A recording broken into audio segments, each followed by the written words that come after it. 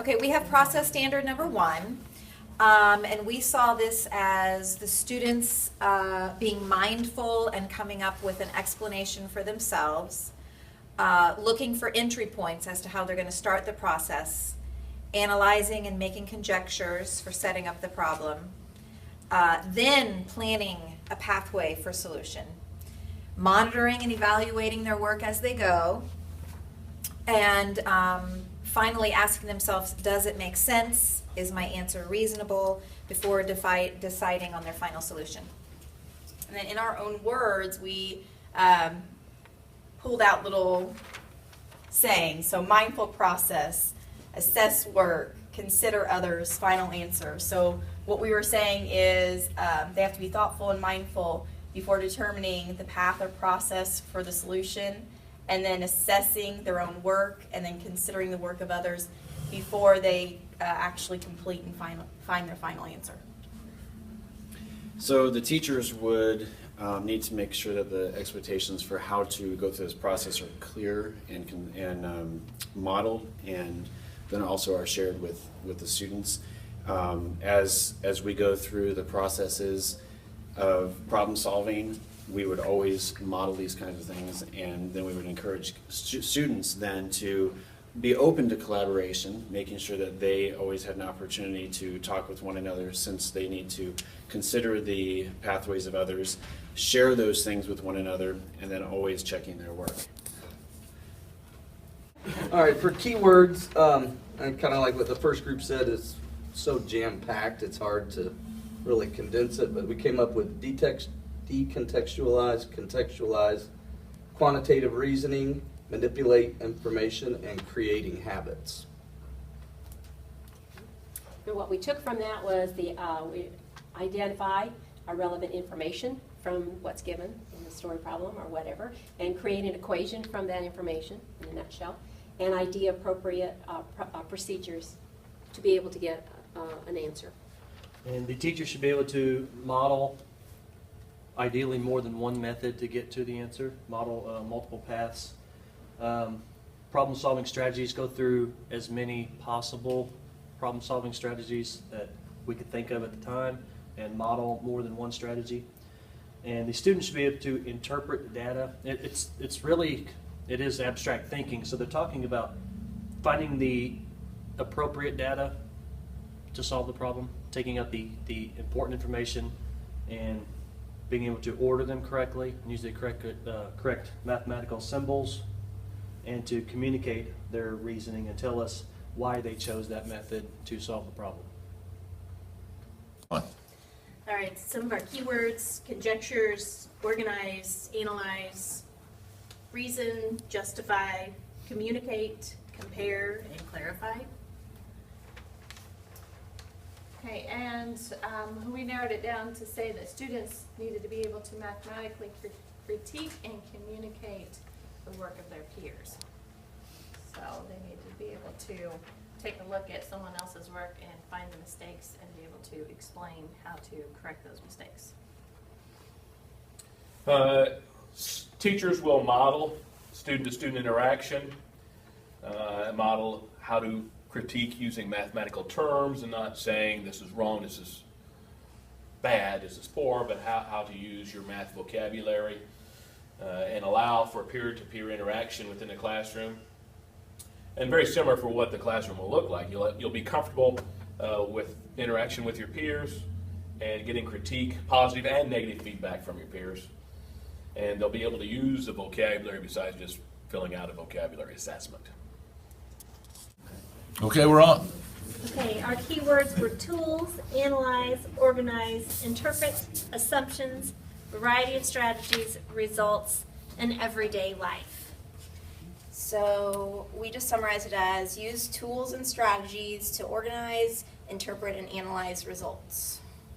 And we said that the teacher would need to model, give students opportunities to make mistakes, and praise all attempts. I really like that one because I think sometimes we forget to tell them that it's okay to make a mistake, and then to reteach.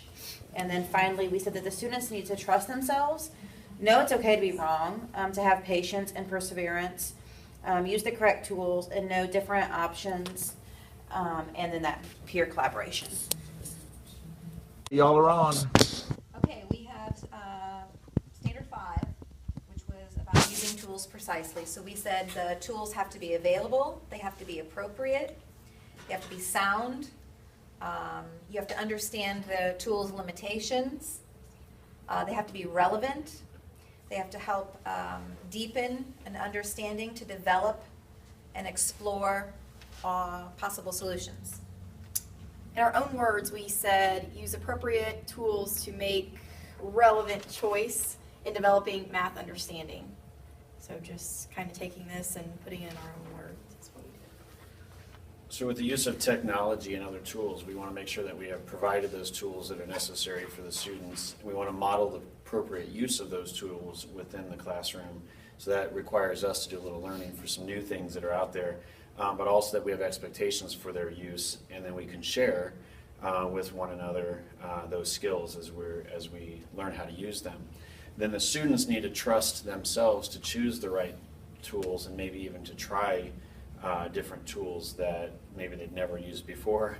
And then they can share that with each other. And then the last part of it that we put in was that they need to be very precise with the use of tools. A lot of times students will use a tool, they'll do it in a way that's not so precise, but precision is very important when you're creating correct answers using those tools.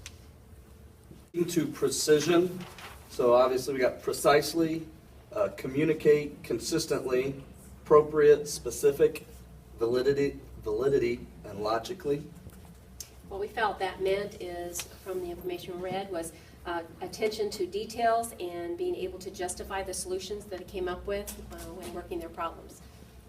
So, as a teacher, you should be able to question your own answers and ask the students if they have another possible way to get to that solution, or if they have a different answer, maybe. It goes back to, leave an opening for mistakes. Labels, make sure your labels are precise. Consistent vocabulary, make sure you use the same vocabulary throughout all of your lessons. And model as many possible strategies or possible conclusions as you can find. And the students need to justify, be able to explain their answers. Check for validity, make sure their answer makes sense when they get to the end. And calculate precisely, make sure they're using the correct calculations. Okay, some of our keywords on this one were pattern, structure, perspective, classify, attribute, discern, overview, and recognize. We rewrote it. The students will break down problems and shapes into discernible patterns. This would be interpolating and extrapolating, where they may take a large problem and break it down into smaller, like we do now, or taking a smaller shape or a problem and using that to solve large ones. The teacher should model how to step back and kind of shift perspective of a problem, model how to look at the big picture. Students need to be reflective on rigorous problems. Kind of goes back to kind of step back, maybe see some different ways to solve it. And they need to have patience, perseverance, and collaboration. So work together, don't just give up if you have a hard problem, and keep trying. Okay, ready? Ready. Okay, we said the keywords were notice, continually evaluate, repeated, shortcuts, details, reasonable results, formula, and oversight. And we thought that that meant students need to notice details, shortcuts, and formulas to create and evaluate their results.